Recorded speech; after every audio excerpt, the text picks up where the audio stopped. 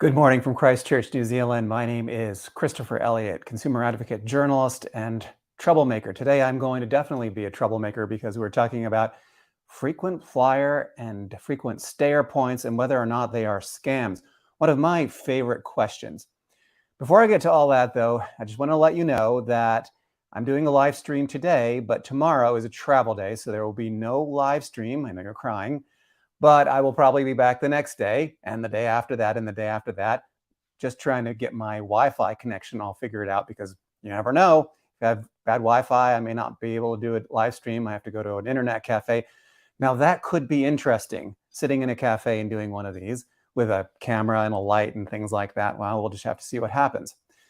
I am so glad that you joined me. It means so much to me that you are part of this live stream. I've been experimenting around with all kinds of different formats, multi-streaming. So right now you're probably seeing me either on Facebook or LinkedIn or YouTube or even Twitch. All of those platforms I can stream directly to. The issue, though, is that I actually lose some capabilities, some chat capabilities. So I'm trying to figure out whether or not, which platform I should go with. It's possible that I will end up with only one platform. I'm in a beautiful town called Christchurch, New Zealand. Today is my last day here. I've been here for a month with the boys, and it is late fall here. But I wanted to tell you a little bit about Christchurch because I haven't really gotten a chance to. If you're subscribed to my newsletter, Elliott Confidential, you have seen the podcasts that the boys and I have done, and it's been so much fun to do those. But Christchurch is on the South Island of New Zealand. It is the largest city on the South Island, and it is just really a beautiful place. The people here are very friendly. The food is good. There's a lot of culture, but it's just really, really beautiful. So if you ever get a chance to come to New Zealand, don't forget to visit the South Island and definitely consider coming to Christchurch. Nice place. Anyway, we have so much happening today. Don't even know where to get started. But before I do, I want to tell you a little bit about live streaming because some of you may just be tuning into this live stream and going, what the heck is a live stream? So I'll tell you. A live stream basically means that I am here live right now. So if you see this and it says live on the top of your screen, it means that I'm doing this right now with no editors and no one looking over my shoulder and no cue cards. I'm just looking directly into the camera and I'm answering your questions. So in order for this to work, I need your questions. Now I can already see a couple of questions here. So my question for you is, are frequent flyer and frequent stayer programs a scam? Also, I'd love to know where you are. So let me know what your name is and where you are. On some of the platforms that I'm streaming to, I can't see your name or your location. And I'm just curious to know, because we have a global audience, I'd love to know where you are. So before, though, I go there, because it's going to be a little bit of a debate, I did get an email from a reader named Jeff who had a question about a ticket. He booked a ticket on Southwest Airlines, and he was trying to book a ticket for June, and instead he booked a ticket for May. And as the moment that he figured out that he made a mistake, he called the airline and said, I made a mistake. Could I get a refund, or could I book for book for June? And Southwest Airlines said no. I actually gave him the names and numbers of some executives at Southwest and said, maybe you want to try these people. He did, and they got back to him with the same answer. And so what he wanted to know was, how is this possible that this is allowed? Well, the short answer is that airlines have a contract of carriage. That's the legal agreement between you and the airline that allows them to do that. But they also have the terms of your ticket, and those terms can be either refundable or non-refundable. Usually, if you make a mistake on a ticket booking, you have 24 hours to fix it. But there is an exception under DOT, Department of Transportation regulations, that if you're booking within 7 days, that you don't have the 24 hours. And so unfortunately, Jeff was within that 7-day window and he couldn't get his money back. Why are they allowed to do that? That's a really good question, and there probably are several answers to it. Number one, they can do it because the contract says that they can do it. But also, it's been a common practice in the airline industry, and they've been doing this for a really long time. That does not make it right. And as a consumer advocate, I got to tell you, I wish that the rules were different. And there ought to be a law that says that airlines can't just take your money like that, especially if it's an honest mistake and you call them immediately. So my sympathies, of course, are with Jeff, and I wish that the airline had actually given him his refund, but it's not something that I can force them to do, or even there's a law that forces them to do that. So on to the main event here. Are reward programs really a scam? Now, I got to tell you, I wasn't going to come back to this issue so soon, but then my son said, Dad, this is a real talker. You've got to do this. So I said, okay, Hayden, I'll do it. So here we are. Are rewards programs a scam? I have some interesting information that I pulled up just before I went on. A new survey by Runa, by a company called Runa, says 61% of Americans actively collect points. So if you're watching this, chances are that you actively collect points. What does it mean to actively collect points? It means that instead of just buying something and then letting the points come in, you actually are going after the points. So you're saying, I'm going to book a Marriott room so that I can get my Bonvoy points, or I'm going to book an American Airlines flight so I can get my Advantage miles. That's active participation in a program. That means that you are actively giving your business to a company in exchange for some sort of a reward. Interestingly enough, and I think this is probably why we're having this discussion right now, is that 64% of the same respondents in the same survey said they would abandon their current loyalty program if collecting miles or points became a hassle. And I think now we're at that point where I think collecting points and miles is a hassle. One thing that I would point to as evidence of that is how confusing these programs have become. They are so confusing that you need an expert to help you figure it out, or you have to go to one of these points blogs to figure out exactly how things are done. So we know that points are a hassle. We know also that loyalty programs have been changing their rules, what I would refer to as moving the goalposts, and they've been doing that a lot. One of the tricks that we've seen much more of lately are dynamic point requirements. So they used to publish the point and mile requirements for redemption, and now they're going to a dynamic system where if you want a certain route, it'll generate the number of miles or points required for it. So you never really know, am I going to be able to get a ticket from point A to point B? You have to actually go and look that up. And that's actually a little bit deceptive, because then a company can change its requirements on the fly dynamically, and you wouldn't even know it. So they can devalue the program without people really even knowing that it's happening. Wow, we've got a lot of comments coming in. So a comment that I had gotten overnight from the newsletter is that, and I'd asked, are these programs a scam? Sarah says, no, not if you treat them just as a nice surprise that you were never expecting in the first place, rather than something that you're planning your travel around. So Sarah, good point. If you're passively collecting points and miles, I think that you're good. I think all things being equal, as long as you're not allowing that to cloud your decision, to cloud your judgment about what you're going to buy. And we have talked to many people, my team and I have as well, just who will actually send their business to one company in order to get all the points and miles, or put everything on one credit card, which is a real problem. Now, I didn't pull up stats on the US credit card debt, but we do know that the latest numbers show that Americans are in more debt than they have ever been. So credit card points, another issue, something that we could talk about on, in a completely different live stream. But credit card points are they're very addictive, and now people are in record amounts of debt. So that's definitely a problem. However, you have your comments, and and here I am. Okay. Debbie says, Chris, I know we disagree on this. In our travel endeavors, I have earned many free trips over the years by naturally accumulating points, miles through rewards programs.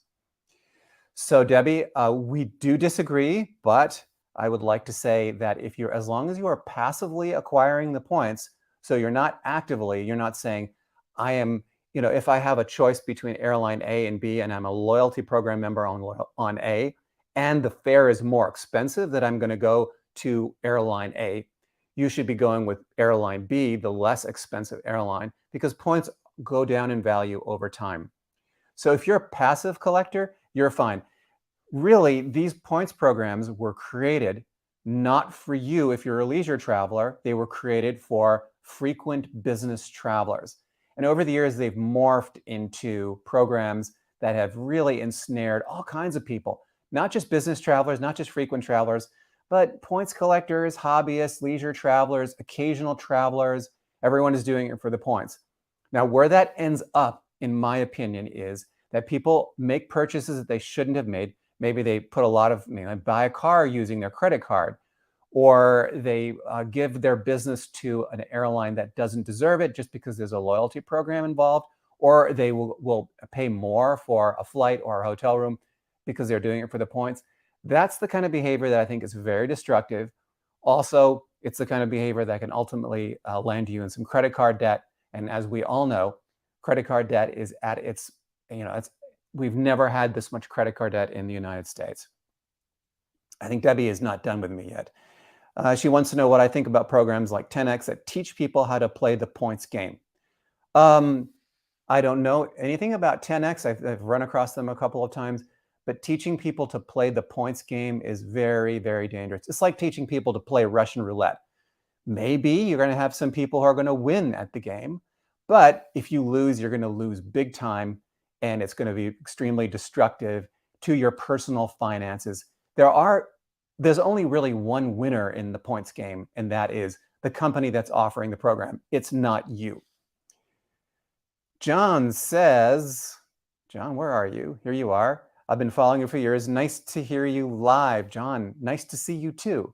And I wish that there was a way that we could do, and there actually is a way that we can do video chat and take calls and things like that.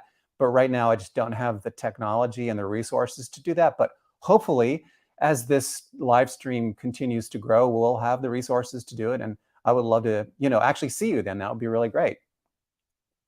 Okay, so John says he's from Palm Beach. Great place, love Palm Beach. Probably a lot warmer than it is right here. Today it is I want to say in the 40s here in Christchurch. It's not a nice day, and it's been raining all night. So all we need now is a nice earthquake. Careful what you wish for, right? Christine, hey Christine, it's good to see you. She said she did a Google of Christchurch, and it showed a photo of outdoor restaurants, one after the other, full of people. It looked like fun. Probably taken in like January or December. There are outdoor restaurants now, but on a day like today, they are not full of people. I know that this has nothing to do with your question. Just wanted to say hi. Hi, good to see you. Okay. Kathleen says, love your live streams from Tampa. Hey, Kathleen, love you. Thank you so much for logging in and being part of the live stream. I really, really appreciate it. And Christine says she's in Baltimore. We've got Sean from Minneapolis. Hey, Sean, good to see you. Isabel from Phoenix, Arizona. It is probably a lot nicer in Phoenix today than it is here, but not complaining. John says that last Thursday I flew Allegiant from Palm Beach to AVL. I don't know what the AVL, what is AVL? I'm not an aviation geek, sorry. Due to mechanical issues, the flight was delayed 2 full hours. Do passengers have any recourse? The answer is probably in a situation like that, no, they don't have any recourse. If you've just had a short delay, if the flight is canceled and you have to spend an overnight, a lot of airlines will take care of you. They'll give you meal vouchers, transportation to the hotel, and they'll pay for your hotel.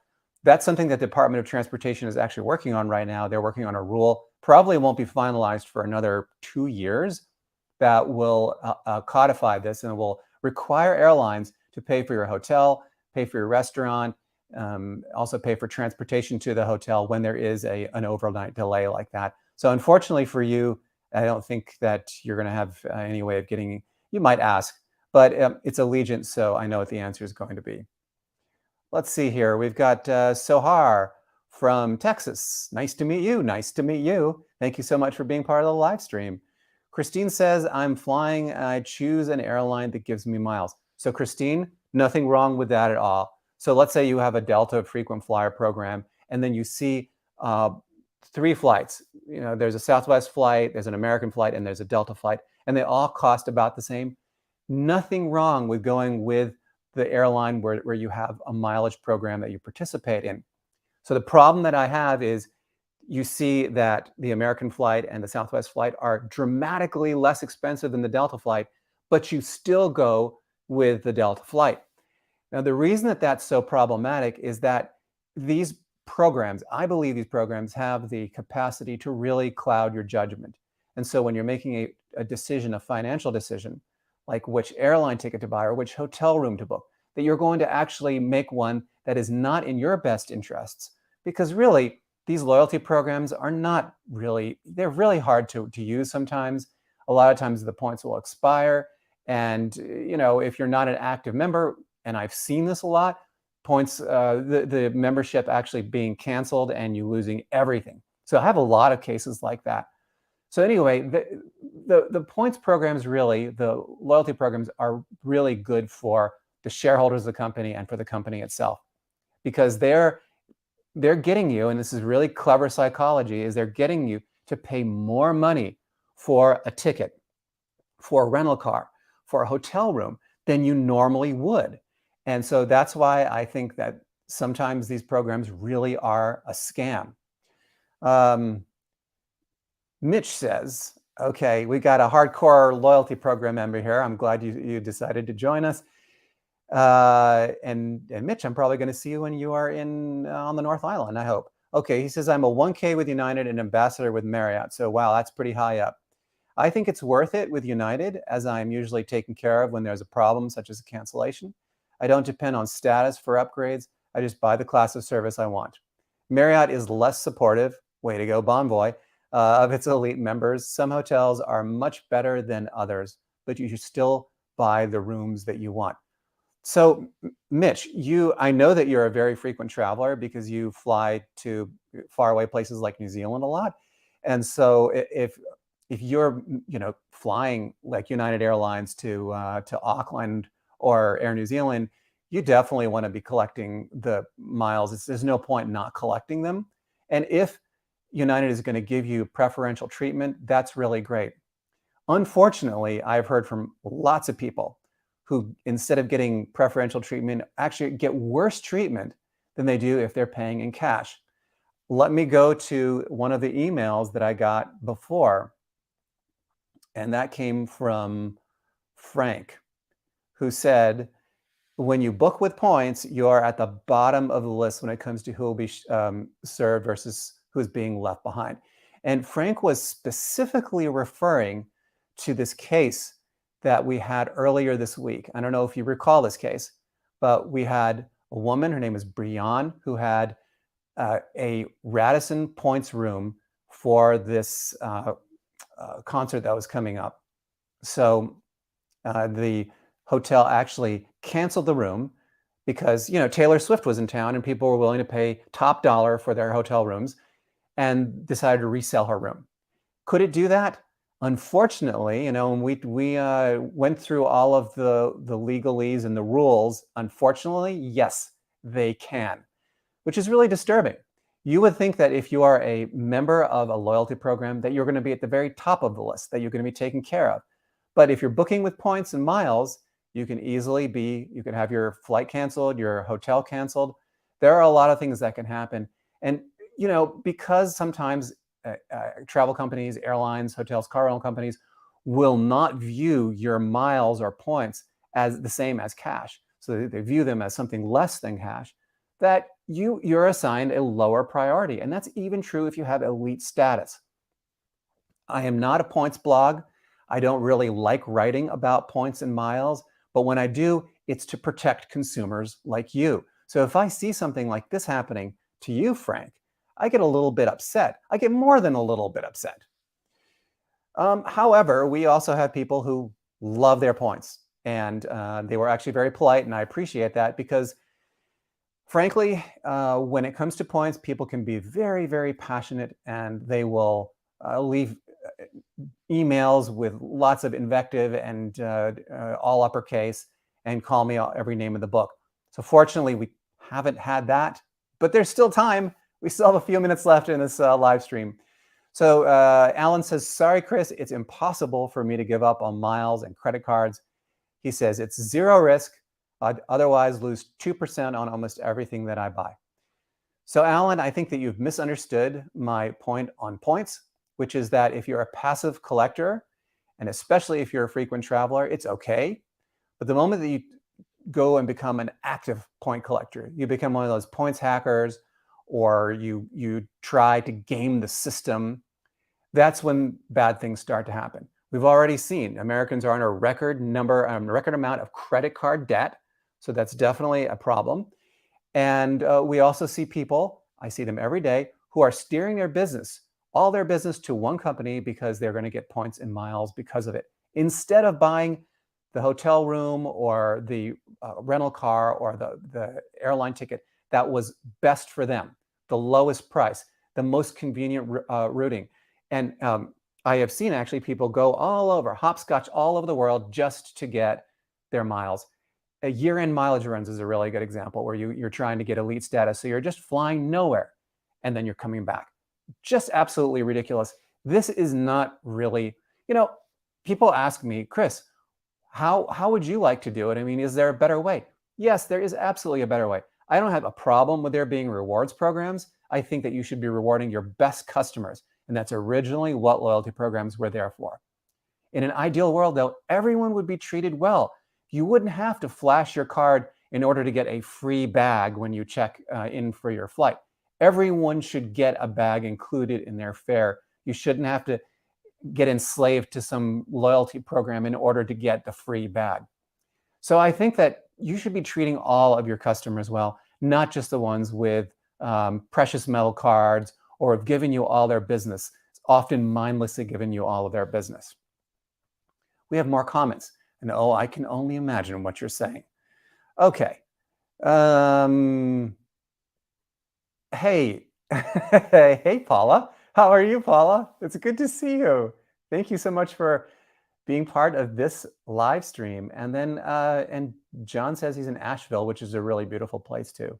Paul, I hope you come back. John, you too. All right, we've got another one here. I'm looking up my Advantage Miles right now, says Robust. And if I use American Airlines vacations, am I booking directly with the airline or am I using a third party? Do you see any red flags? Now, I mean, you can go ahead. American Airlines Vacations is actually run by a separate travel agency, but they do have close ties with American Airlines. So in my experience as a consumer advocate, when something goes wrong with an American Airlines Vacations or Delta Vacations or one of those companies, you can go to the airline and they can be held accountable. So it's not a problem at all. Christine from Baltimore wants to know, what about credit cards that get you into clubs at the airports? Yes. And as you probably know, those credit cards don't always work the way that they're supposed to. A lot of times now, and this has happened to me the last couple of times when I've been on a long distance flight, they will limit the number of people who can go into a club. And oftentimes the people with these credit cards are at the very bottom of the list. So if you've paid full fare for our business class tickets, you're in. But if you're an economy class passenger and you're using your card, and you want to get into the Admiral's Club or wherever, then you may be put on a waiting list and you may not be able to get in. So these cards are becoming less and less valuable over time, but people are applying for the cards more and more. So I don't understand that. I mean, I just think it's common sense that if it's no good for you, you wouldn't do it. Yes. Okay, Rob. Robust. I don't have your name, sorry. Thank you for answering my question. You're very welcome. Yeah. Gosh, we have Christine, and you're welcome too. I'm very happy to be helping you. This is really so much fun, and I wish I could keep going, but I've limited myself to half an hour on these live streams because I have other work to do. I've got to write stories and things like that, and you have a life too. But I'm glad that you joined me. We will talk more about frequent flyer programs on future live streams, and we have many, many more things to talk about. In the meantime, though, please don't forget to go to my website, elliott.org, which is just elliott.org. I will put that up here on the screen. If I can find where to put out. There are so many buttons here, it's just crazy.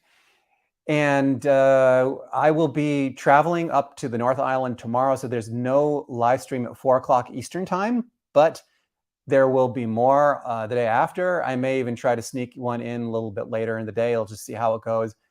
I got to make sure that I have good Wi-Fi where I am, so that's like the big question mark right now. But I'm so glad that you joined me. This has been a lot of fun. I love answering your questions. Don't forget to come back. Probably on Friday morning or Friday evening, your time, I will be back. And I'll also put something up on all the social medias.